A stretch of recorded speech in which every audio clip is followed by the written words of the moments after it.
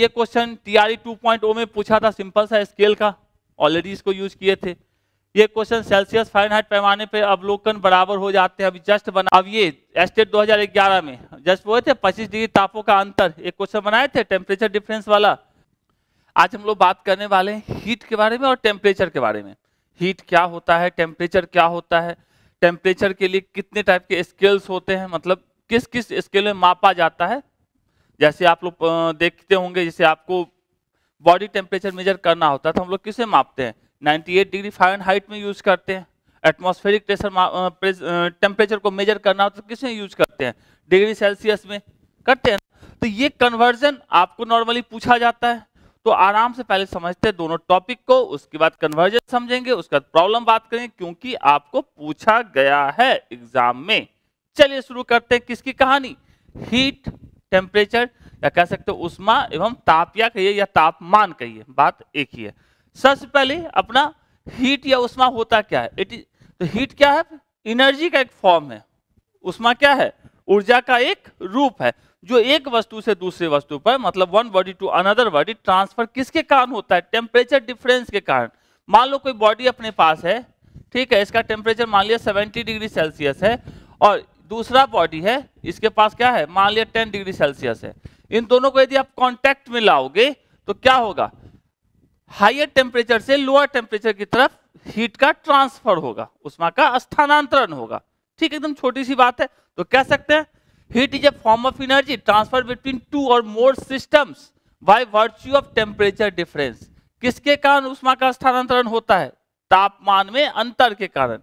तो कह सकते हो उष्मा ऊर्जा का एक रूप है, जो एक वस्तु से दूसरी वस्तु पे तापमान के अंतर के कारण क्या होती है, स्थानांतरित होती है। मतलब हमेशा उष्मा उच्च तापमान से निम्न तापमान की ओर चलता है। ठीक है, इसका मात्रक क्या, ऊर्जा का एक रूप है, स्वाभाविक सी बात है, इसका मात्रक क्या होगा, जूल होगा। तो कह सकते हैं इसका एसआई यूनिट की बात करें तो क्या होगा, जूल। अन्य मात्रक की यदि हम बात करें तो अन्य मात्रक में कैलोरी या किलो कैलोरी, ऑलरेडी ये बात पहले भी कर चुके, किलो कैलोरी या कैलोरी टर्म्स यूज किया है हमने। तो सिंपल सा 1 कैलोरी बराबर 4.18 जूल, इसको ध्यान में रखेंगे, ऑब्जेक्टिव में पूछा जाता है, भले आपको वर्क एनर्जी पावर में पूछ ले चाहे यहां पूछे। ठीक है, अब एक टर्म आता है 1 कैलोरी। एक कैलोरी किसे कहते हैं, तो 1 calorie is the quantity of heat required to raise the temperature of 1 gram of water by 1 degree Celsius. मतलब क्या हुआ, एक कैलोरी वह उष्मा की मात्रा है, वह ऊर्जा है जो 1 ग्राम वाटर का टेम्परेचर को 1 डिग्री सेल्सियस बढ़ाने में यूज होता है। ठीक है, तो कैसे 1 ग्राम पानी का तापमान 1 डिग्री सेल्सियस तक बढ़ाने के लिए आवश्यक ऊर्जा की मात्रा को क्या कहते हैं, 1 कैलोरी कहते हैं। टर्म्स याद रखेंगे, 1 कैलोरी मतलब 1 ग्राम पानी को 1 डिग्री सेल्सियस बढ़ाने के लिए जितना टेम्परेचर की, मतलब जितना हीट की जरूरत होगी उसको क्या कहेंगे, 1 कैलोरी। छोटी सी कहानी थी। टेम्परेचर हीट क्या होता है, फॉर्म ऑफ एनर्जी है। क्यों ट्रांसफर होता है, टेम्परेचर डिफरेंस के कारण होता है। कहां से कहां होता है, हाई टेम्परेचर से लो टेम्परेचर की ओर होता है। ठीक है, इसका यूनिट की बात करें जूल होता है। ठीक, दूसरा कह सकते हैं कैलोरी कह सकते हैं, किलो कैलोरी कह सकते हैं, सब क्या है आपका, किसका, उष्मा का मात्रक होता है। इतनी सी कहानी को याद रखना है। चलिए नेक्स्ट बात करते हैं, अब नेचर ऑफ हीट, उष्मा के गुण की बात करें। सबसे पहला, बाय हीटिंग और cooling an object its temperature change. आप किसी को हीट करो, मतलब उष्मा दो या उष्मा निकालो, उससे क्या होता है, उसका टेम्परेचर बदल जाता है, चेंज हो जाता है, but the mass of the object does not change. मतलब क्या है, किसी वस्तु को गर्म या ठंडा करने पर उसका तापमान बदल जाता है, लेकिन वस्तु का द्रव्यमान नहीं बदलता है।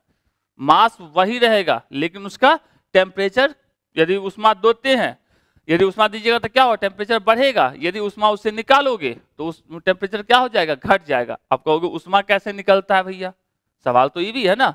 अब जैसे उष्मा निकालने के लिए मान लो आपके पास 1 गिलास पानी है, आप उसको फ्रिज में रख दोगे तो इसका मतलब क्या है, आप उस पानी के पास जो उष्मा थी उसको आप निकाल रहे हो। ठीक है, और वही एक आइस है, उसको आप फ्रिज से निकाल के क्या रख दो, बाहर रख दो, तो वो किस में बदल जाता है, पानी में बदल जाता है। कुछ समय के बाद वो एटमॉस्फेरिक प्रेशर, टेम्परेचर जो रहता है उसके टेम्परेचर पे आता है। मतलब वो वातावरण से क्या लिया, एटमॉस्फेयर से टेम्परेचर को लिया, उष्मा को लिया, तब तो वो अपने फेज को चेंज किया, अवस्था में परिवर्तन किया। तो उस दो केस में चाहे आप उष्मा दो या उष्मा निकालो, उसका टेम्परेचर तो बदल जाएगा लेकिन उसका जो द्रव्यमान है मास है वो नहीं बदलेगा, पहला चीज। दूसरा, heat always flow from hotter object to colder object until the temperature of both become equal. मतलब ये है कि उष्मा का स्थानांतरण जो होता है, हीट जो होता है, वो हमेशा हायर टेम्परेचर वाली बॉडी से लोअर टेम्परेचर वाली बॉडी की तरफ होता है। कब तक होता है? जब तक कि दोनों का तापमान, टेम्परेचर बराबर नहीं हो जाता है।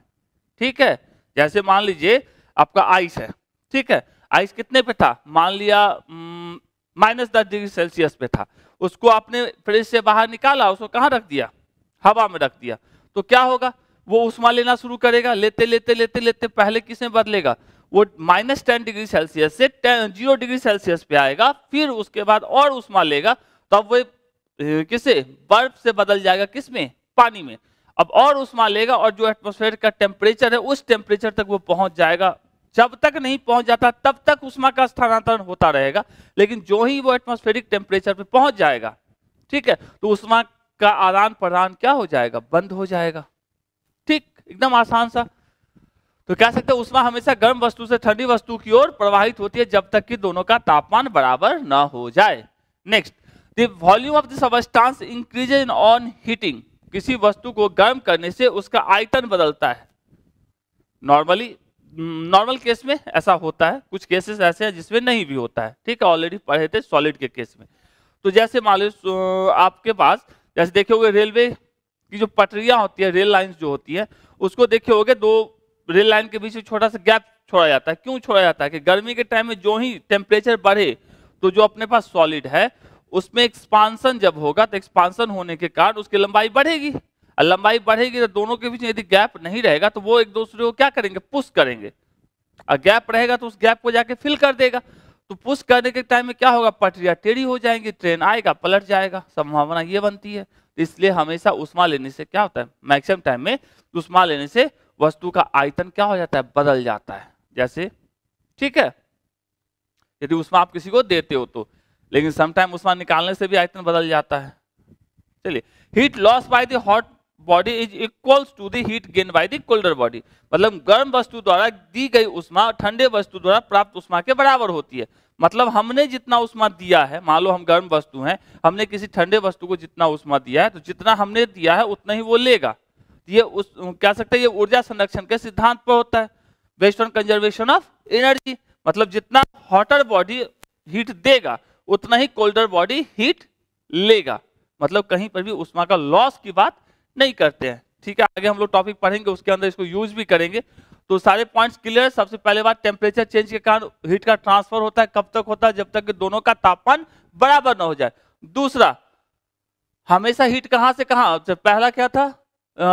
हीट ट्रांसफर के कारण उसका टेम्परेचर चेंज होता है लेकिन उसका मास, द्रव्यमान चेंज नहीं होता है।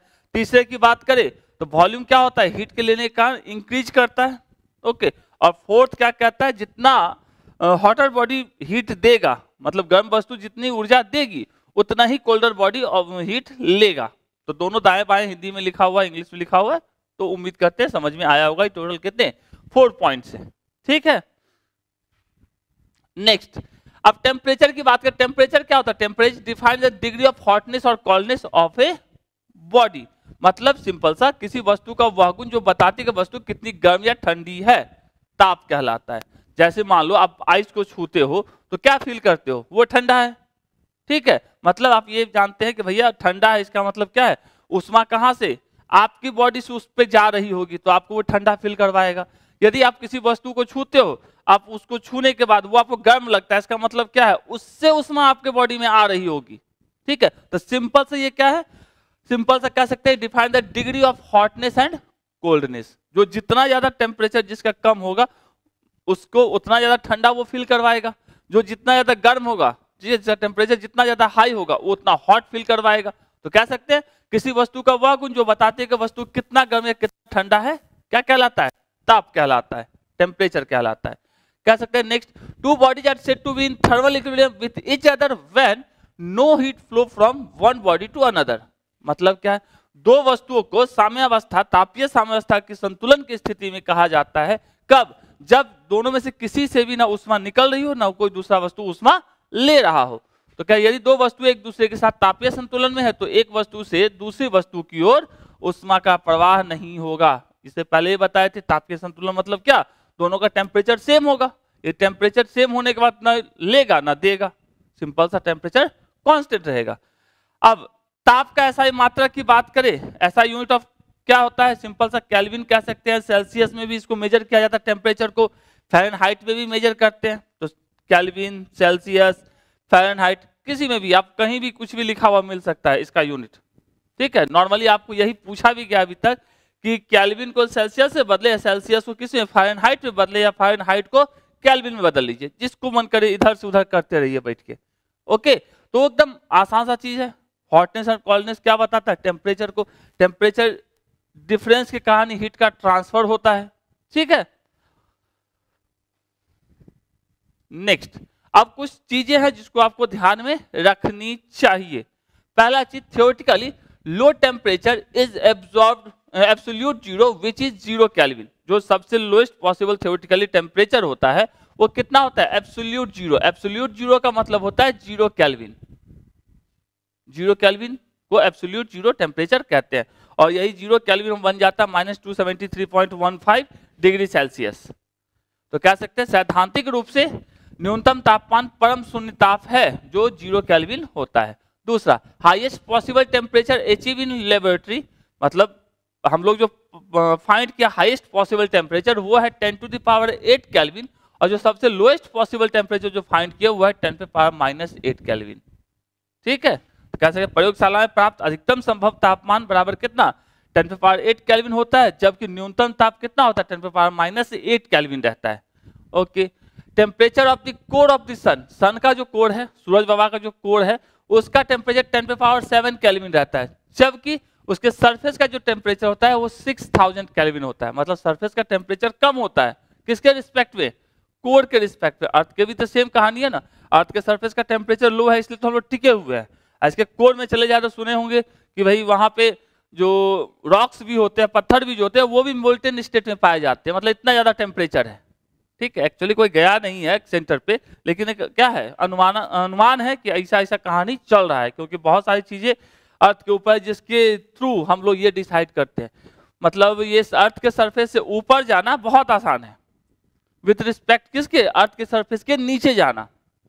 ठीक है, 6400 किलोमीटर रेडियस है अपना, लेकिन फिर भी आज तक हम लोग नहीं जा पाए हैं, और कहां कहां तक पहुंच गए हैं, फ्लाइट लेके पहुंच गए ना।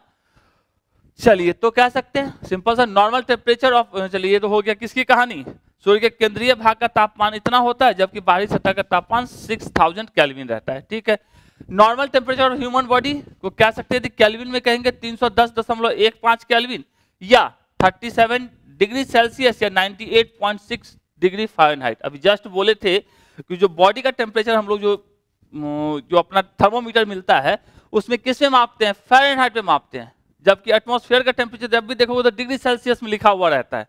ठीक है, नॉर्मल केस में 98 हम लोग मान के चलते हैं नॉर्मल टेम्परेचर है। ओके, तो उसी को यदि हम डिग्री सेल्सियस में कहते हैं 37 डिग्री सेल्सियस, यदि केल्विन में कहते हैं 310.15 केल्विन। नेक्स्ट, एनटीपी या एसटीपी पर जो हमारा टेम्परेचर होता है वो कितना होता है 273.15 केल्विन। ये आगे आपको जरूरत पड़ेगा, तो कह सकते हैं सिंपल सा एनटीपी या STP standard temperature and pressure या नॉर्मल टेम्परेचर एंड प्रेशर की बात करते हैं। तो जैसे प्रेशर की बात करते हैं तो 1 atm, और टेम्परेचर की बात करते हैं 273.15 केल्विन। ये सब चीजें आपको वापस से चैप्टर में आएगी, इस चैप्टर में भी थोड़ा बहुत, नहीं तो आने वाले चैप्टर्स में आएगा, तो ध्यान में रखना है। तो एसटीपी और एनटीपी पर टेम्परेचर कितना आता है 273.15 केल्विन, और केल्विन जो होता है एसआई यूनिट होता है किसका, टेम्परेचर का।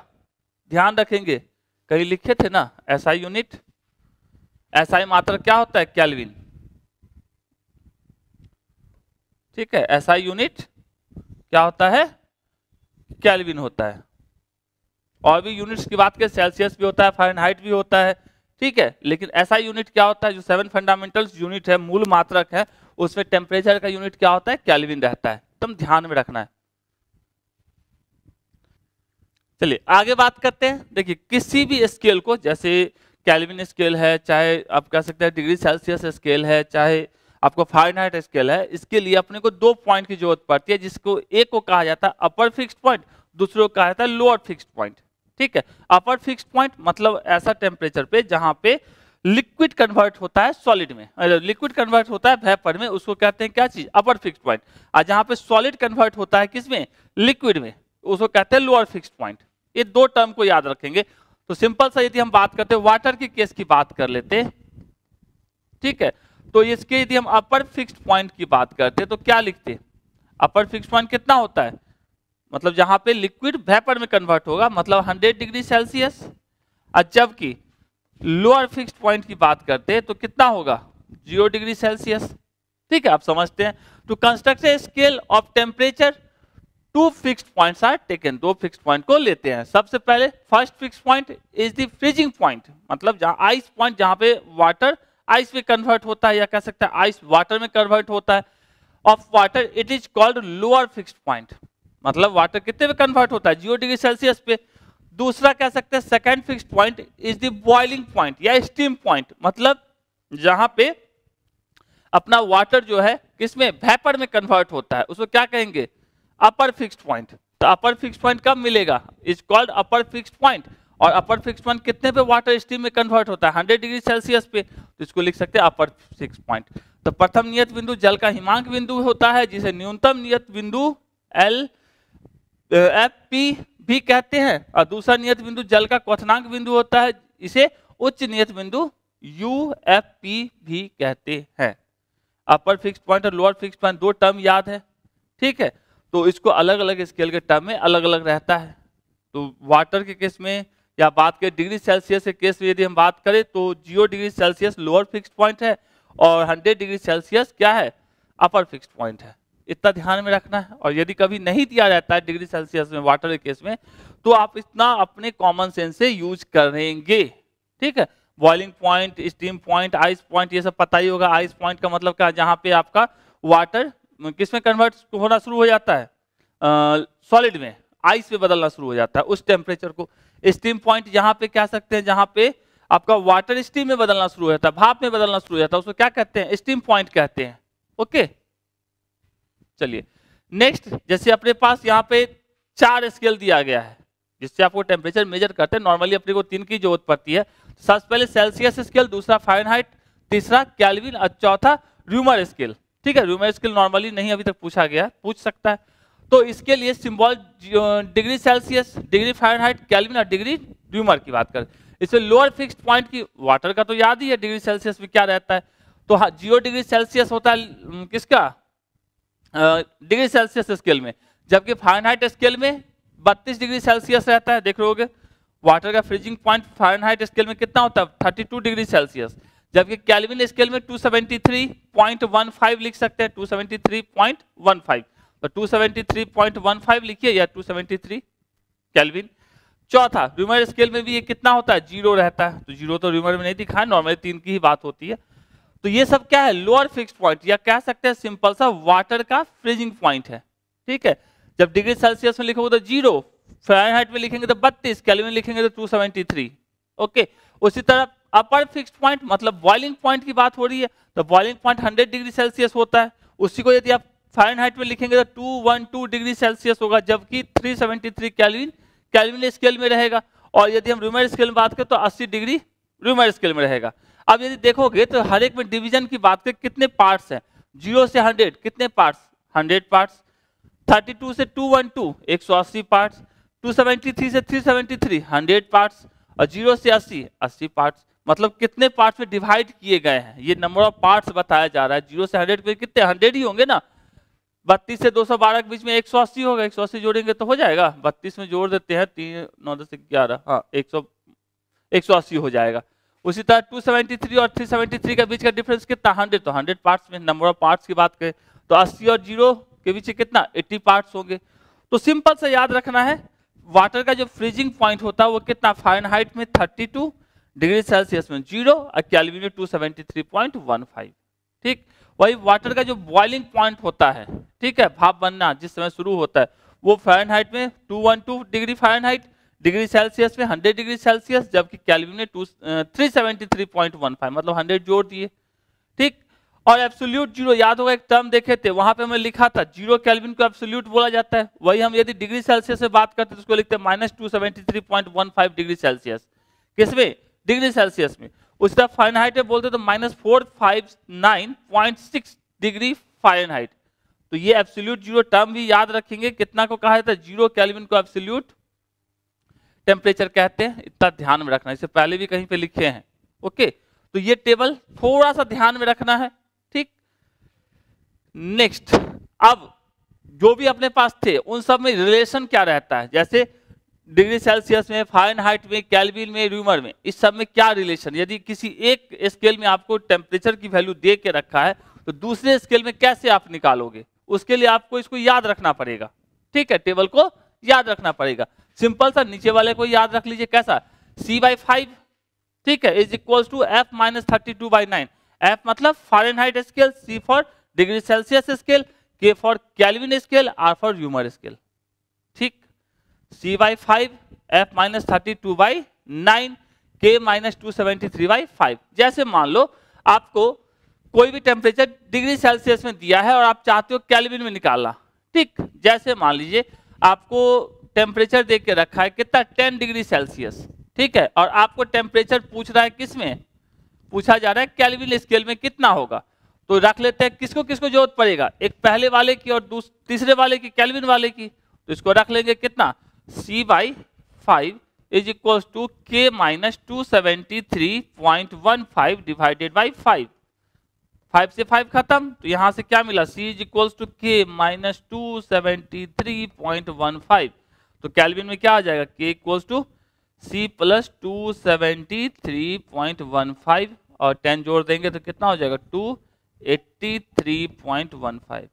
तो सिंपल सा, यदि आपको डिग्री सेल्सियस में दिया और केल्विन में बदलना है तो केल्विन स्केल के लिए सिंपल सा हम लिखते डिग्री सेल्सियस प्लस 273.15। 273, बहुत समय आपको 273 से भी काम चल जाएगा, सम टाइम आपको 273.15 लेना पड़ेगा। एक्यूरेट क्या है? 273.15, लेकिन सम टाइम 273 लेके भी हो जाता है यदि थोड़ा सा इतना सा का अंतर नहीं दिया हुआ ऑप्शन में तब। तो यदि आपको डिग्री सेल्सियस में दिया है तो आपको केल्विन में निकालना पड़ेगा। तो कैसे निकालेंगे? सिंपल सा डिग्री सेल्सियस में 273.15 जोड़ देंगे, आपको निकल जाएगा। उसी तरीके से मान लो आपको डिग्री सेल्सियस दिया और फ़ारेनहाइट में निकालना है तो क्या करेंगे? सिंपल सा C/5 is equal to F-32 divided by 9, ठीक है। अब फ़ारेनहाइट में इसको लिखेंगे तो क्या लिखेंगे? 9/5 C प्लस 32। 9 इधर आ गया, 9/5 C, ये -32 इस साइड आ जाएगा तो प्लस में, तो प्लस 32। तो फ़ारेनहाइट डिग्री सेल्सियस से दिया है, फ़ारेनहाइट में निकालना है तो इसको यूज कर सकते हैं। यदि डिग्री सेल्सियस में दिया है और आपको किस में निकालना है? केल्विन में निकालना है तो इसको यूज कर सकते हैं। र्यूमर के केस में क्या करेंगे? R इक्वल्स टू सिंपल सा 4/5 इंटू C निकाल सकते हैं। R के केस में निकालते तो क्या लिखते? R इक्वल्स टू लिखते 4/5 इंटू C, एक लाइन में निकल जाता। यूज करना समझे कैसे यूज करना है, नहीं समझे तो क्वेश्चन बनाएगा तो और अच्छे से समझ में आएगा। तो सिंपल सा क्या याद रखना है? C/5 is equal to F-32/9 is equal to K-273.15 divided by 5 is equal to R/4 याद रखना है, ठीक है। ओके, चलिए अब temperature on one scale can be converted into other scale. यदि किसी एक स्केल पे आपको टेम्परेचर दे दिया है, ठीक है, और कह रहा है किसी दूसरे स्केल पे जिसका आपको अपर फिक्स पॉइंट और लोअर फिक्स पॉइंट दे के रखा हो, तो आप वहां पे उसको कैसे बदलेंगे? तो ये ज्यादा अच्छे से तब समझ में आएगा जब इसके ऊपर न्यूमेरिकल बनाएंगे। ऑलरेडी लोअर फिक्स्ड पॉइंट, अपर फिक्स्ड पॉइंट दोनों की बात कर चुके हैं, ठीक है। रीडिंग ऑन एनी स्केल, कोई भी आपको स्केल में आपको टेम्परेचर दे के रखा है, पूछ रहा है किसी और स्केल में जिसका आपको क्या लोअर और अपर फिक्स्ड पॉइंट पता है, दिए के रखा है, तो उसको आप बदल सकते हैं। तो ये ज्यादा क्लियर कब होगा? जब इसमें न्यूमेरिकल बनाओगे, ठीक। तो किसी भी स्केल का पाठ्यक्रम माइनस लोअर फिक्स्ड पॉइंट, जैसे ऊपर लिखे है, divided by upper fixed point minus lower fixed point is equal to सभी पैमाने के लिए नियत होता है। मतलब किसी के लिए भी जो भी आपको नोन है उसके रिस्पेक्ट में आप इसको बराबर कर लो और अननोन वैल्यू को निकाल लो। कुछ नहीं समझे? बिल्कुल नहीं समझे होंगे, क्वेश्चन आएगा तब समझ में आएगा। चलिए तो कहानी में आते हैं क्वेश्चन। सबसे पहले कह रहा है the temperature on Celsius scale is 25 degree Celsius. मतलब आपको टेम्परेचर किस में दिया है, सेल्सियस स्केल पे 25 डिग्री सेल्सियस, ठीक है। What is the corresponding temperature on the Fahrenheit scale. Fahrenheit scale में क्या होगा, अभी जस्ट देखे थे C/5 is equals to F-32 divided by 9, ठीक है। C की वैल्यू टेम्परेचर सेल्सियस स्केल में कितना दिया है 25 divided by 5 is equals to F-32 divided by 9। ये कट गया कितना 5, 9 5 45 प्लस 32 बराबर F, ये हो गया कितना F बराबर 7 और 7, तो 77 फारेनहाइट होगा, तो 77 डिग्री फारेनहाइट लो। कितना आसान था, सिंपल से ये फॉर्मूला पीछे यूज किए, उसको लगा दिए, 77 डिग्री फारेनहाइट निकाल लिए एकदम इजी तरीके से। तो इसका आंसर क्या हो जाएगा बी। नेक्स्ट कह रहा है absolute your temperature in Fahrenheit scale is, मतलब फारेनहाइट स्केल पर परम शून्य ताप का मान कितना होता है। परम शून्य ताप मतलब 0 केल्विन, याद होगा। तो ये क्या होता है 0 केल्विन। अब फारेनहाइट में पूछ रहा है, ऑलरेडी पहले लिखे भी थे, शायद हमको लगता है 460 डिग्री फारेनहाइट यूज किए थे, जो भी था। चलिए तो F-32 divided by 9 is equals to K-273, चलो 0.15 नहीं लेते अभी फिलहाल के लिए, डिवाइडेड बाई 5। तो केल्विन में पता ही कितना 0 है, तो ये अपना कितना हो जाएगा F-32 divided by 9 is equals to -273 divided by 5। तो F-32 is equals to -273 divided by 5 into 9, और इसको सॉल्व करेंगे तो आएगा 273 डिवाइडेड बाई 5 54.6 इंटू 9, ये हो जाएगा 491.6 माइनस में। तो F इज इक्वल्स टू कितना 491.4 प्लस 32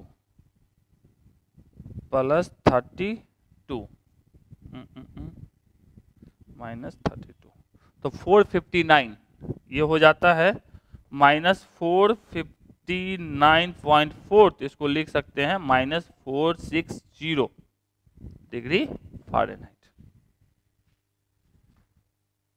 एकदम आसान सा था ना, इससे आसान क्या होगा, तो आंसर क्या हो जाएगा -460 डिग्री फारेनहाइट, ठीक है। Okay next, which body among this is list warm, इनमें से किस तापमान पर वस्तु सबसे कम गर्म होती है।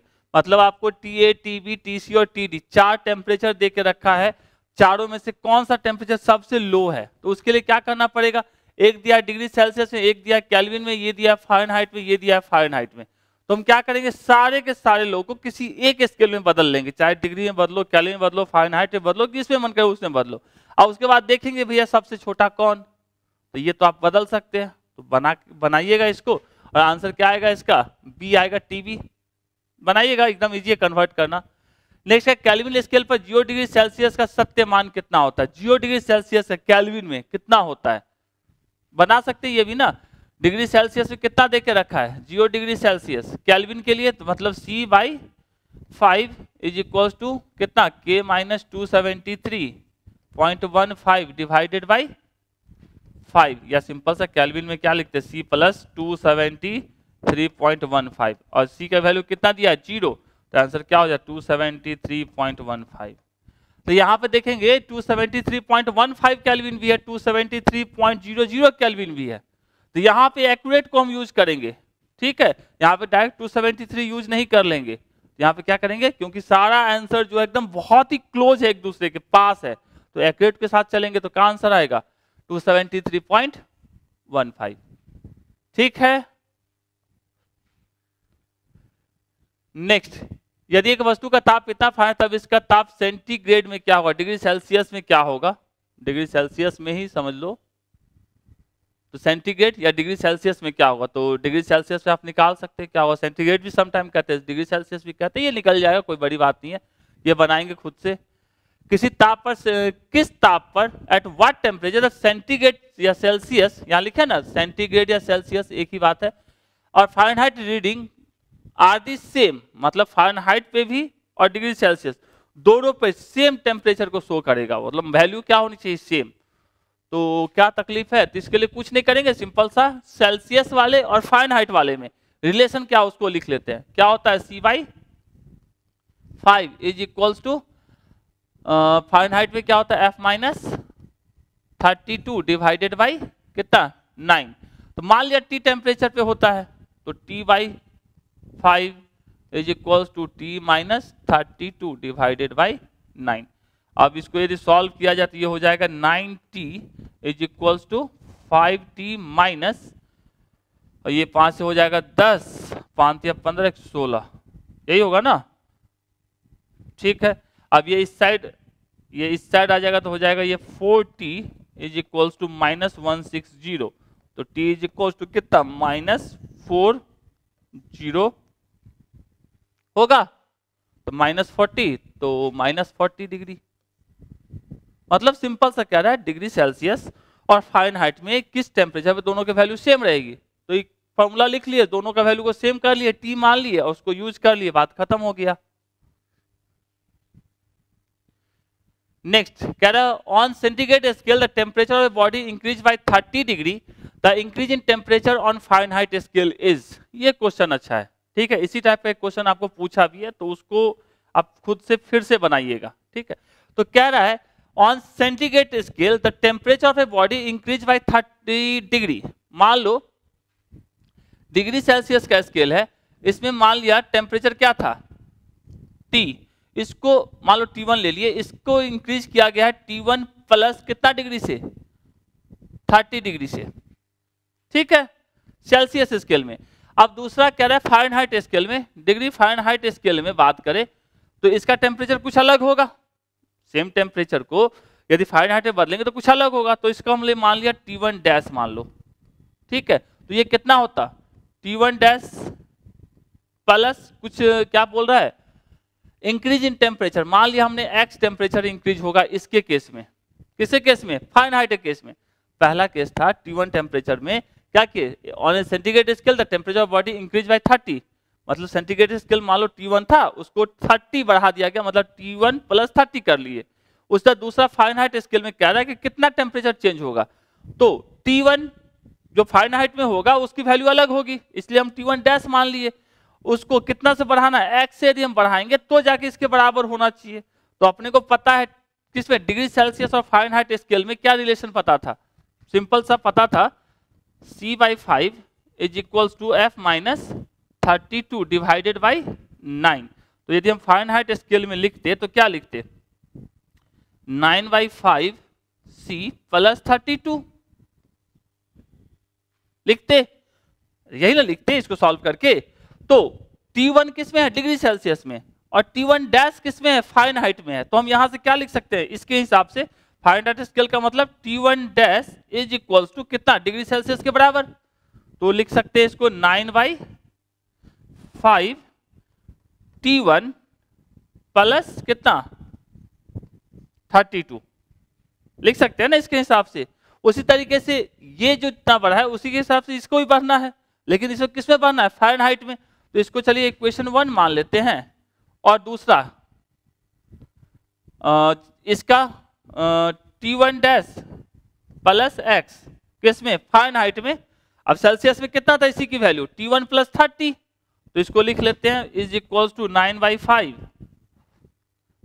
कितना है T1 प्लस 30 प्लस 32 इक्वेशन 2।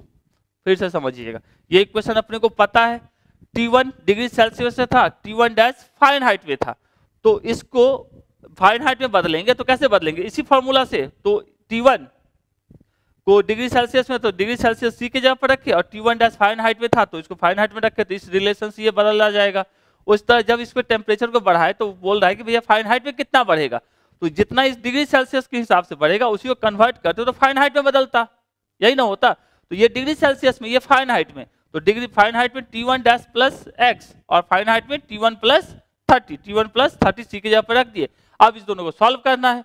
अब इस देखो को सॉल्व करेंगे तो क्या कर सकते हैं, इक्वेशन 2 माइनस इक्वेशन 1 कर लिया जाए तो इक्वेशन 2 माइनस इक्वेशन 1, इसमें से इसको माइनस करोगे तो T1 से T1 साफ तो बचेगा, इसमें क्या चीज x, और यदि इसमें से इसको माइनस करेंगे तो यहां से बचेगा, इसमें से इसको माइनस करेंगे तो ये बचेगा 9/5 इंटू 30, तो ये हो गया 6 पंचे 30, 9 पंचे पता 9 छक 54, तो 54 डिग्री। तो ये x की वैल्यू कितनी आई 54। तो इसको आराम से समझ के रखें क्योंकि आपसे पूछा गया है ये क्वेश्चन, ठीक है। ऑलरेडी क्वेश्चन बैंक में ही बताए हैं, फिर से बता रहे, वहां कुछ और तरीके से बताए होंगे, वहां भी ऐसा ही कुछ यूज किए होंगे, इक्वेशन वगैरह जो भी है। और यहाँ पे आपको एकदम सिंपल सा T1 को बदले किसमें, फारेनहाइट में, इस फॉर्मूले से लिख दिए। फिर इसको ये जो वैल्यू आई उसको हमने किसमें बदला, फारेनहाइट में, तो इसी फॉर्मूले के अंदर डिग्री सेल्सियस वाले की जगह पर डिग्री सेल्सियस, फारेनहाइट वाले में फारेनहाइट को रख दिया, सॉल्व कर लिया, दोनों को सॉल्व करके अपन क्या कर लिए, x की वैल्यू निकाल लिए, बात खत्म हो गया। समझे थोड़ी सी कहानी इतु सी, ओके। तो आंसर क्या आएगा इसका, D 54 डिग्री सेल्सियस। नेक्स्ट कह रहा है if a thermometer reads freezing point of water as 20 degree Celsius and boiling point as 150 degree Celsius. तो फ्रीजिंग पॉइंट मतलब लोअर फिक्स्ड पॉइंट कितना दिया है 20, और अपर फिक्स्ड पॉइंट कितना दिया है, अपर फिक्स्ड पॉइंट दिया 15 डिग्री सेल्सियस, ठीक है। और क्या कह रहा है, ठीक है, how much will the thermometer read when the actual temperature is 60 degree Celsius. मतलब एक डिग्री सेल्सियस, मतलब डिग्री सेल्सियस के स्केल पे आपको टेम्परेचर कितना दिया है 60 डिग्री दिया है, याद है इसका फॉर्मूला, ये वाली कहानी x minus lower fixed point, मतलब ये क्या था स्केल पे रीडिंग, याद होगा ये फॉर्मूला, कौन, वही lower fixed point by upper fixed point minus lower fixed point.